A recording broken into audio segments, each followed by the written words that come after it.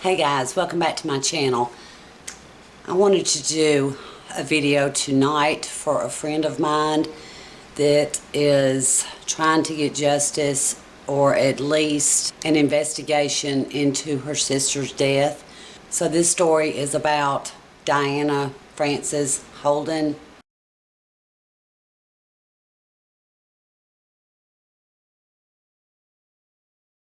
She was born on April the 2nd, 1994, to H. Benson Sr. and Martha Bennett. She was raised in Blanchard, Oklahoma.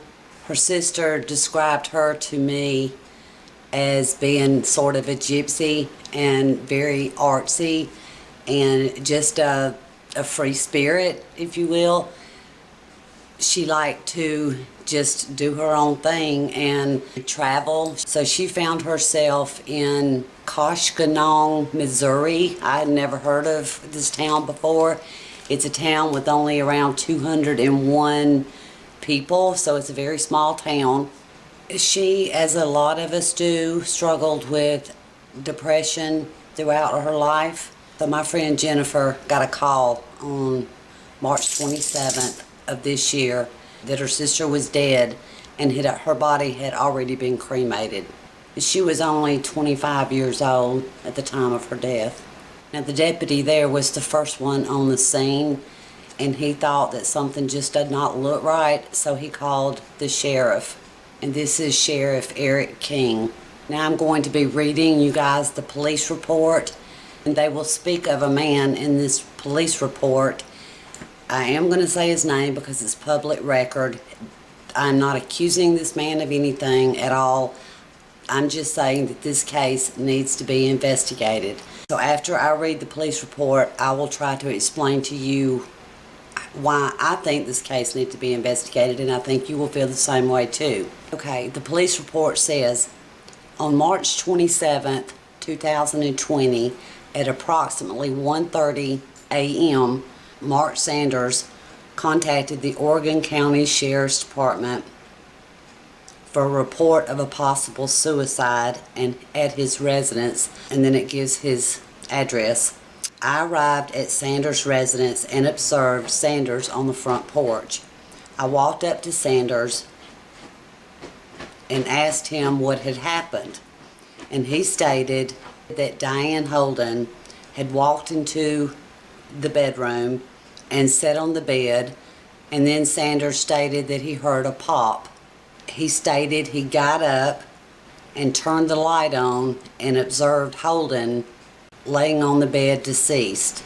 I asked Sanders where Holden was, and he led me into the house and pointed down the hall to the bedroom.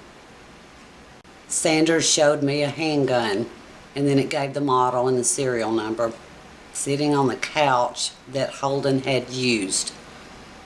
Sanders stated that the handgun belonged to him and that he had cleared the weapon and set it on the couch. I walked down the hallway towards Sanders' bedroom and observed the bedroom door was open and Holden laying nude on the bed. I observed blood drops on the floor next to the bed, and also blood on the wall where her head was. I felt Holden's wrist and did not find a pulse. I observed a gunshot wound on the left side and slightly above the ear of Holden's head. I walked back outside to where Sanders was and asked him where the handgun was before he moved it, and also if he had moved Holden's body prior to my arrival. Sanders stated that the handgun was laying between Holden's legs and that he had only retrieved the handgun to clear it, and that he had not moved Holden's body. Sanders stated that Holden has attempted to commit suicide in the past by slitting her wrist, and knowing that he kept his handgun put away and never told Holden where the handgun was located. Sanders also stated that Holden was on antidepressants and medication. I photographed the scene and had Sheriff Eric King assist. We determined that the gunshot wound was self-inflicted. Oregon County Coroner Tom Clary picked up the body and next of kin was notified. Okay, that's the end of the police report. Now, what Jennifer tells me is that she was not notified until and after the body had been cremated. Her sister's body had been cremated a few hours later after she supposedly committed suicide, allegedly committed suicide. Now, can you imagine being called by the sheriff's department or the coroner's office telling you that your sister had committed suicide and that her body had already been cremated? I mean, it just makes no sense to me, nor to her sister, nor to a lot of other people. And this was a girl, only 25 years old, that had her whole life ahead of her. She had plans to come home to Oklahoma only 3 days after her suicide. She was going to attend college. She had all these things planned. This man was supposedly her boyfriend. Now, Jennifer, my friend, and Diana's sister, called the coroner's office. She called the sheriff's department. The coroner just told her he does whatever the sheriff tells him to do. She called the sheriff's department and they told her that she would have to get subpoenas to get any pictures of the crime scene or anything else. This is just, to me, is not proper way to do things in the first place. Why does somebody move the handgun and take it and put it on the couch next to him? Why would somebody, if she supposedly killed herself, shot herself in the left side of her head. She was right-handed. So again, and then also, why would he take the gun and put it next to himself on the couch and not cover up, at least not cover up her naked body? I done a little bit of research into, does women generally kill themselves or commit suicide while being nude? And it said most of the time not, that women are more modest than that, even in suicide, that they never, hardly ever commit suicide while they're not clothed, unless it's like a drowning or something like that, or if they're in the bathtub. But there's just so many things that need to be addressed and need to be accounted for, and to be able to let this family rest and put some kind of closure to her death. And I just do not, for the life of me, understand why they assumed that she was homeless, that she had no family, yet they were able to contact Jennifer that same day, about a few hours after they had already cremated her.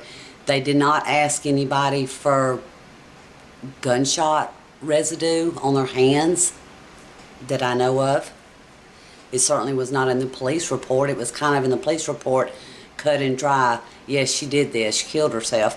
Had she attempted suicide a couple of days, I think it was a couple of days before her death? Yes, she had. And she had slit her wrist and she asked for help. She said, I'd done this and I need to get help.